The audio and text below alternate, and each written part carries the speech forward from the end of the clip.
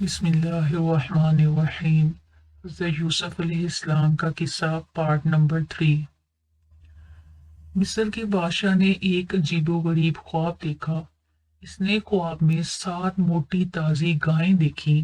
ان گاؤں کو 7 سوکھی گائیں کھا رہی ہیں۔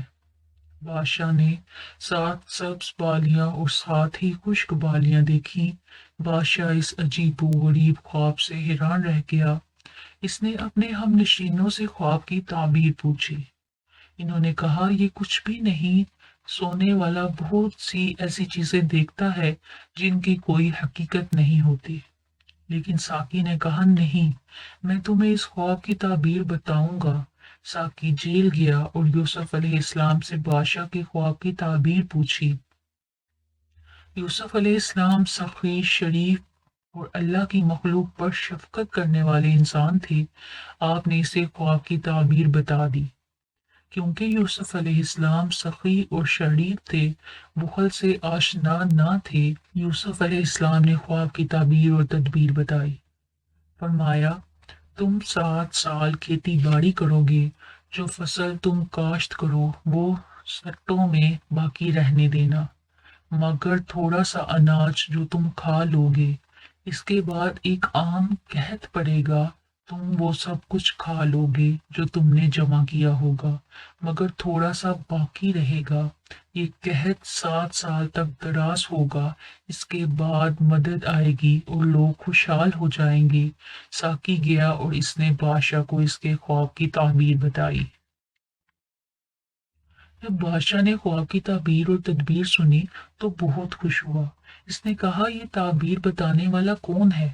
بادشاہ نے کہا، یہ شریف آدمی کون ہے جس نے ہماری خیر خواہی کی اور تدبیر بتائی؟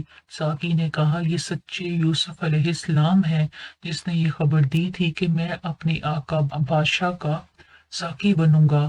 بادشاہ نے یوسف علیہ السلام کی ملاقات کا اشتیاق ظاہر کیا۔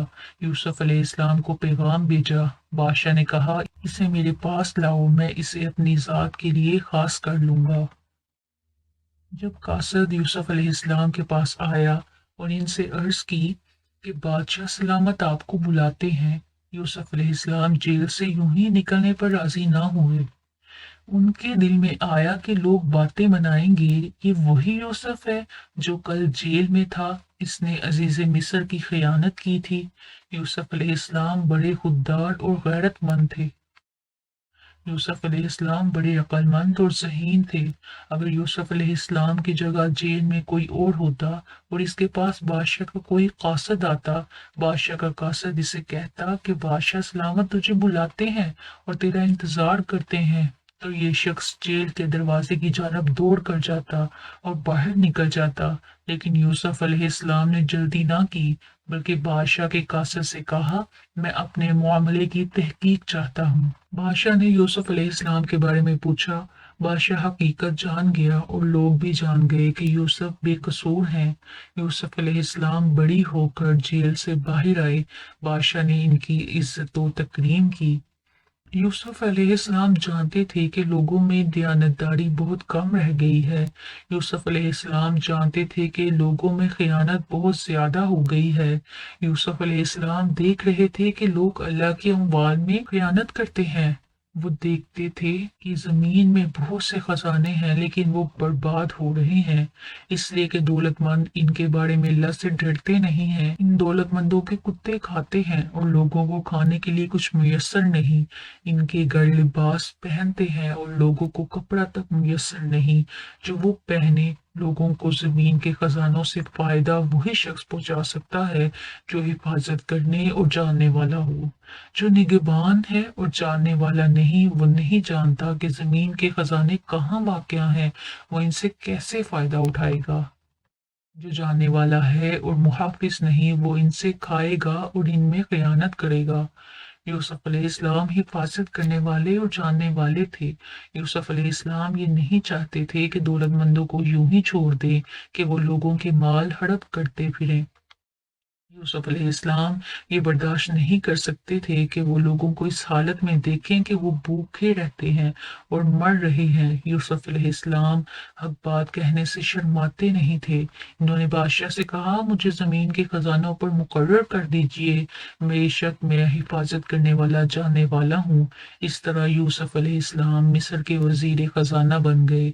लोगों को बहुत आराम मिला और इन्होंने अल्लाह का शुक्र अदा किया। मिस्र और शाम में भूख नाच रही थी। जैसा कि यूसुफ अलैहिस्सलाम ने इतला दी थी, शाम के बशिंदों और याकूब अलैहिस्सलाम ने सुना कि मिस्र में एक रहमदिल आदमी रहता है। मिस्र में एक सखी शरीफ शख्स रहता है, वो जमीन के खजानों के जिम्मेदार हैं। लोग इसके पास जाते थे और गल्ला हासिल किया करते थे।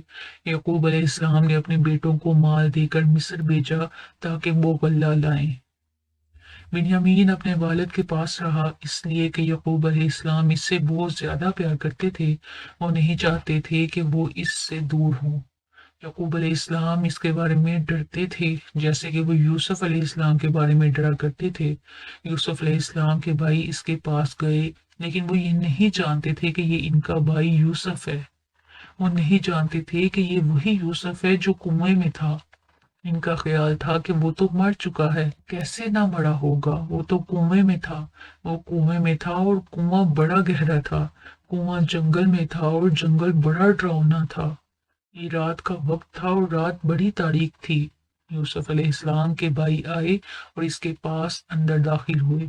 आपने इन्हें पहचान लिया और वो इसे ना पहचान सके। इन्होंने यूसुफ अलैहिस्सलाम को अजनबी जाना। वो इसे पहचानते ना थे, लेकिन यूसुफ अलैहिस्सलाम ने इनको अजनबी ना जाना, बल्कि इन्हें पहचान लिया।